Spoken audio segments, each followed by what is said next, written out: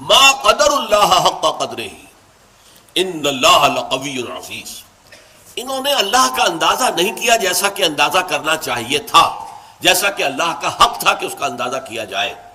اللہ تعالیٰ تو بذات ہی قوی ہے، زبردست ہے، اور مختار مطلق ہے، عزیز ہے. اس آیت کے اندر بھی جو بڑی عظیم حقیقت بیان کی گئی ہے وہ یہ ہے کہ شرک کا اصل سبب کیا ہے؟ اللہ تعالیٰ کی معرفت کی کمی. آپ کو معلوم ہے، یہ بات میں نے بہت مرتبہ بیان کی، شرک کہتے کسے ہیں؟ ایک اللہ، بڑے اللہ کو مان کر اس کے ساتھ چھوٹے اللہ ماننا. ایک مہادیو کو مانا لیکن دیویوں اور دیوتاؤں کی ایک فوج بھی مان لی. ایک بڑے جی سے لکھے جانے والا گاڈ بھی مان لیا، اور چھوٹے جی سے گاڈز اینڈ گاڈیسز، ان کی پوری ایک فوج بھی مان لی. بڑا اللہ بھی مان لیا، چھوٹے آلہہ بھی مان لیے. تو شرک اس کا نام ہے. اب اللہ، جو بڑا اللہ، مہادیو، جو کیپٹل جی سے لکھے جانے والا گاڈ ہے، اگر اس کی صفات کا کچھ تھوڑا سا بھی اندازہ انسان کو ہو جائے تو وہ کبھی شرک میں مبتلا نہیں ہوگا. ہوتا کیا ہے، انسان اپنے چھوٹے سے ذہن کی بنیاد پر اللہ تعالیٰ کو بھی اپنے ذہن کے پیمانوں پر ناپنا شروع کر دیتا ہے.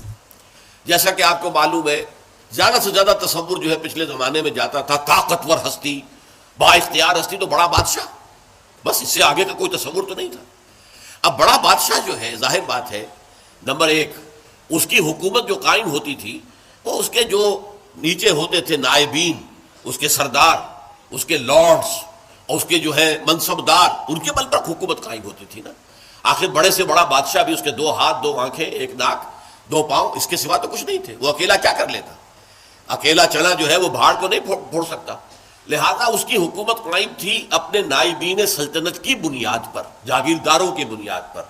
جو بھی اس کے منصبدار ہوتے تھے، 30,000 منصبدار، 50,000 منصبدار، اور وہاں آپ یورپ میں انہیں کہتے تھے لارڈز ہیں. یہ ہے در حقیقت کہ جن کی بنیاد کے اوپر بادشاہ کی بادشاہت قائم. تو انہوں نے تصور کیا کہ اللہ بھی ایک بہت بڑا بادشاہ ہے، مان لیا سب سے بڑا بادشاہ ہے، لیکن اس کے نائبین سلطنت ہے.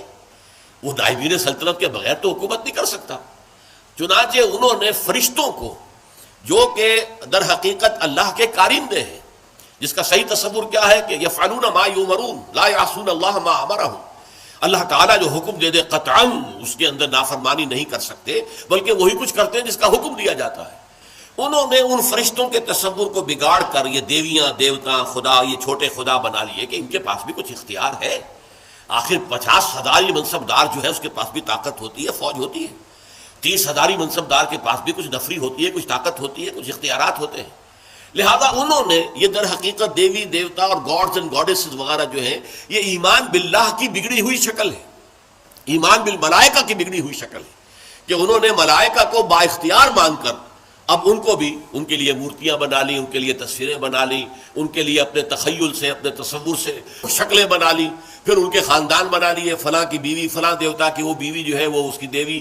اس طریقے سے ایک نظام جو ہے خاندانی گھڑ لیا اور انہیں وہ دیویاں اور دیوتا بنا لیا. انہوں نے سمجھا کہ جیسے بڑے سے بڑے شہنشاہ کی شہنشاہی بھی نائبین سلطنت کے بل پر قائم ہے، اسی طرح اللہ کی بادشاہت جو ہے تو سب سے بڑا بادشاہ ہو، اللہ بادشاہ، سب سے بڑا بادشاہ، لیکن یہ کہ اس کی بادشاہی بھی ان نائبین سلطنت کی بنیاد پر قائم ہے.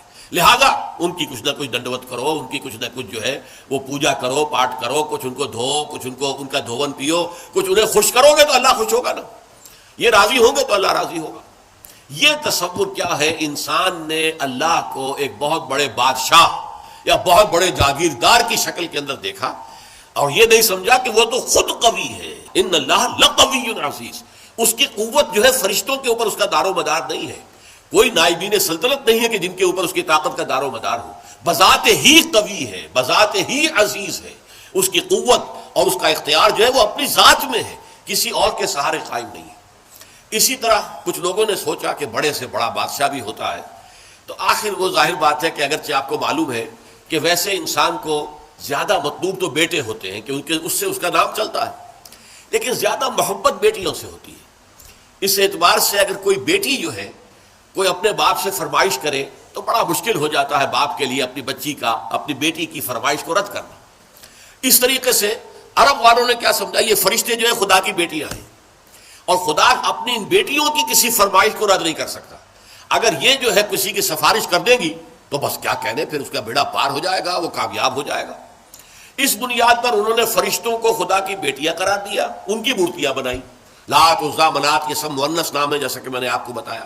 اور صاف انہوں نے کہا وما نعبدهم الا ليقربونا الى الله زلفا، ہم جو ان کو پوجتے ہیں وہ اس لیے کہ یہ ہمیں اللہ سے قریب تر کر دیں. اور یہ بھی کہا گیا کہ هؤلاء شفعاؤنا عند اللہ، یہ اللہ کے ہاں ہمارے شفیع ہوں گے. اختیار مطلق تو اللہ کے ہاتھ میں ہے، لیکن کوئی شخص اپنی پیاری بچی کی کسی بات کو رد کرتا ہے؟ اللہ بھی اپنی بیٹیوں کی سفارش کو رد نہیں کرے گا، لہذا ان کی سفارش سے ہمارا بیڑا پار ہو جائے گا. اسی طریقے سے بڑے سے بڑا آدمی بھی ہوتا ہے تو اس کے کچھ دوست ہوتے ہیں، ان دوستوں کی بات کو ٹال نہیں سکتا. اس کی وجہ کیا ہے؟ ہر انسان کو معلوم ہو، جب بڑے سے بڑا انسان ہو اسے معلوم ہوتا ہے کہ کسی وقت مجھے ضرورت پیش آ سکتی ہے اپنے دوست کی مدد کی. اب اگر میں اپنے دوست کی کوئی بات نہیں مانوں گا تو میری ضرورت کے وقت یہ میرا دوست میرے کام نہیں آئے گا. تو دوستیاں پالی جاتی ہیں، باقاعدہ ان کو نبھایا جاتا ہے. بھائی بات تو یہ غلط کہہ رہا ہے، صحیح نہیں ہے، لیکن کیا کریں، دوست ہے. اب دوست کی بات تو لٹائی نہیں جا سکتی، ماننی پڑتی ہے. اسی سے تصور بنا اللہ کے اولیاء، اللہ کے دوست، جتنے بھی عظیم انسان گزرے کہ جو اپنی جگہ پر اللہ کے بندے تھے، بالکل اللہ کی بندگی ہی پر وہ فخر کرتے تھے اور وہ اللہ کے سامنے سر تسلیم جو ہے جھکائے رکھتے تھے. لیکن ان کے تقوی، ان کے زہد کی بنا پر انہیں جب اولیاء اللہ قرار دے دیا گیا تو وہ اللہ کے دوست ہیں، اللہ کے ولی ہیں. اب یہ کسی سے خوش ہو جائے اور اس کی سفارش کر دے تو بیڑا پار ہو جائے گا. لہذا اولیاء اللہ کو بھی خداؤں کی فہرست میں شامل کر لیا گیا. چنانچہ یہ بات تقریباً اجماعی ہے کہ یہ جو قوم نوح کے بت تھے، وہ بت تمام کے تمام اولیاء اللہ، اس قوم کے اندر جو اولیاء اللہ گزرے تھے، بڑے نیک لوگ، زاہد و عابد، اللہ کے محبت کرنے والے، اللہ کے لیے اپنی پوری زندگی لگا دینے والے، ان کے ناموں پر انہوں نے بت گھڑ لیے تھے. اب آج ہمارے یہاں یہ صرف کمی ہوئی ہے کہ بت نہیں ہے، لیکن قبروں کے ساتھ وہی معاملہ ہو رہا ہے. قبروں کو دھویا جا رہا ہے، دودھ سے دھویا جا رہا ہے، کسی عرق گلاب سے دھویا جا رہا ہے، اور پھر ظاہر بات ہے کہ اس میں سے کوئی ایک گلاس بھر کے لے آئے تو گویا کہ بڑا تبرک اس کو مل گیا، اسے سنبھال کر رکھے گا. یہ سارا کام کیا ہو رہا ہے؟ وہ یہی ہے کہ اولیاء اللہ ہیں، اللہ کے اولیاء ہیں، یہ راضی ہو جائیں، یہ خوش ہو جائیں، یہ کسی کی سفارش کر دے تو بیڑا پار ہو جائے گا. اس لیے کہ آپ کو معلوم ہے کہ بڑے سے بڑا شخص بھی اپنے دوستوں کی بات تو رد نہیں کر سکتا نا. اب یہ ساری چیزیں کیوں ہو رہی ہیں؟ کہ تم نے اللہ تعالیٰ کو انسان سمجھا ہے اور بڑے سے بڑے انسان پر قیاس کر لیا ہے. بادشاہ ہو، بہت بڑا جاگیردار ہو، عام ایک کاشتکار جو ہے غریب، وہ شاید بادشاہ کو بھی نہ جانتا ہو کس بلا کا نام ہے، اسے تو معلوم ہے ہمارا جاگیردار ہے جو چاہے کرتا ہے، جس کی بیٹی چاہے اٹھا کر لے گا، جس کا جو چاہے کام کرے، اس کو کوئی چیلنج نہیں کر سکتا، اس کے اختیارات مطلق ہیں، بس جاگیردار. اسی پر انہوں نے قیاس کر کے اللہ تعالیٰ کے ساتھ یا نائبین سلطنت گھڑ لیے، یا اللہ کی بیٹیاں بنا لی، یا اللہ کے بیٹے بنا لیے، یا یہ کہ اولیاء اللہ کے ساتھ وہ معاملہ کرنا شروع کر دیا جو اللہ کے ساتھ کرنا چاہیے تھا. یہ ہے اصل سبب. ما قدر اللہ حق قدرہ، وہ اللہ کا اندازہ نہیں کر سکے. اللہ کی حکومت کسی کے بل پر قائم نہیں ہے، اللہ کسی کا دست نگر نہیں ہے، اللہ کو کسی کی حمایت کی ضرورت نہیں ہے. اللہ بذات ہی القوی ہے، اسے کسی فرشتے کی حاجت نہیں ہے. جو چاہے جب چاہے بغیر کسی فرشتے کو بیچ میں لائے ہوئے اللہ تعالیٰ کر سکتا ہے. آنے واحد کے اندر اس کا ایک حرف کن ہوگا اور بڑی سے بڑی بات ہو جائے گی. ہاں وہ چاہے تو فرشتے کو بھیج دے گا، جاؤ یہ کام اس طرح کر دو، لیکن نہیں، اس سے زیادہ حیثیت فرشتے کی نہیں ہے. وہ اللہ کے فرشتادے ہیں، اللہ کے کارکن ہیں، اس کے سوا کچھ نہیں. اولیاء اللہ اللہ کے دوست ہیں، یقیناً کوئی شک نہیں، لیکن یہ کہ ان کے ہاتھ میں اختیار مطلق نہیں ہے کہ جس کو چاہے بخشوا دے. اللہ تعالیٰ کا اختیار ہے، وہ جس کی چاہے گا شفاعت سنے گا، مانے گا، جس کو اجازت دے گا وہ صرف شفاعت کے لیے زبان کھول سکے گا. یہ ساری چیزیں جو ہیں یہ تمام اپنی اپنی جگہ پر بیٹھ جائیں تو پھر شرک کا خاتمہ ہو جائے گا، اللہ تعالیٰ کی عظمت جو ہے وہ دل پر اجاگر ہو جائے گی. اب اسی پر قیاس کیجئے، جو اللہ کی عظمت کا اندازہ کر لے، جو اللہ کے حسن و جمال کی کوئی جھلک دیکھ لے، کیا وہ دنیا میں کسی اور شے کا پرستار ہو سکتا ہے؟ اللہ کا حسن، اللہ کا کمال، اللہ کا جمال، اللہ کی قدرت کاملہ، اللہ کا علم کامل اگر کوئی اندازہ ہو جائے تو کیا آپ اپنے نفس کے غلام بن سکیں گے؟ افرأیت من اتخذ الہہ ہواہ، کیا آپ وطن کو معبود بنا سکیں گے؟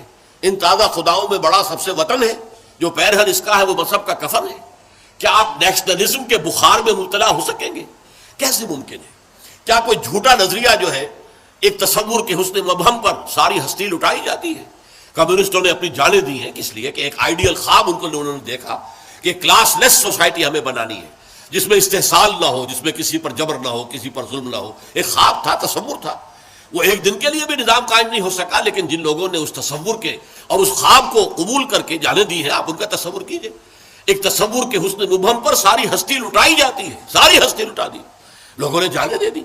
تو لیکن یہ کہ اللہ کا اگر انسان کو اللہ کی معرفت کا کچھ حصہ حاصل ہو جائے، اللہ کی قدرت کاملہ، اللہ تعالیٰ کا علم کامل، اللہ تعالیٰ کا ہر جگہ ہر آن موجود